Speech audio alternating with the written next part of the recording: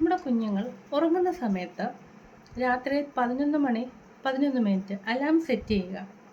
ആ സമയത്ത് സന്തോഷത്തോടെ ഒന്ന് വിഷ് ചെയ്യുക.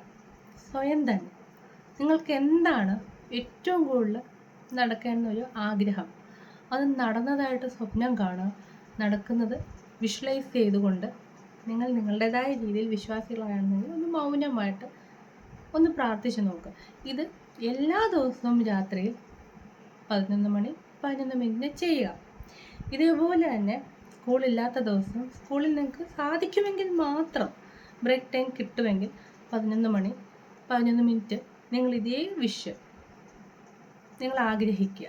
ഇത് നിങ്ങളുടെ മനസ്സിൽ ഇത് സ്വപ്നമായിട്ടിരുന്നാൽ അത് സാക്ഷാത്കരിക്കാൻ പറ്റും. ഒരു ദിവസം കൊണ്ടല്ല ഇത് സാധ്യമാകുന്നത്. അപ്പോൾ ഇതിലൂടെ ഒരു പോസിറ്റീവ് മൈൻഡ് സെറ്റ് നമുക്ക് സെറ്റ് ചെയ്ത് വയ്ക്കാൻ പറ്റും.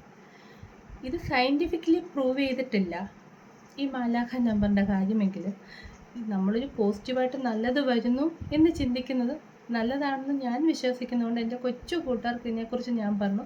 ഈ മാലാഖ നമ്പറിനെ കുറിച്ച് കൂടുതലായിട്ട് യൂട്യൂബിൽ ഗൂഗിളിലൊക്കെ സെർച്ച് ചെയ്ത് നിങ്ങളൊന്ന് മനസ്സിലാക്കുക. പക്ഷെ അതിന് പഠിക്കാൻ വേണ്ടിയിട്ട് ഈ ടൈം രാത്രി 11:11 രാവിലെ 11:11. ഇപ്പോൾ കുറച്ചുകൂടെ വലിയ കുട്ടികളാണെങ്കിൽ നിങ്ങൾക്ക് ആ ടൈം ആ സമയം അപ്പോൾ അതിനകത്തൊരു പോസിറ്റീവായിട്ട് മൈൻഡിനെ സെറ്റ് ചെയ്യുന്നു.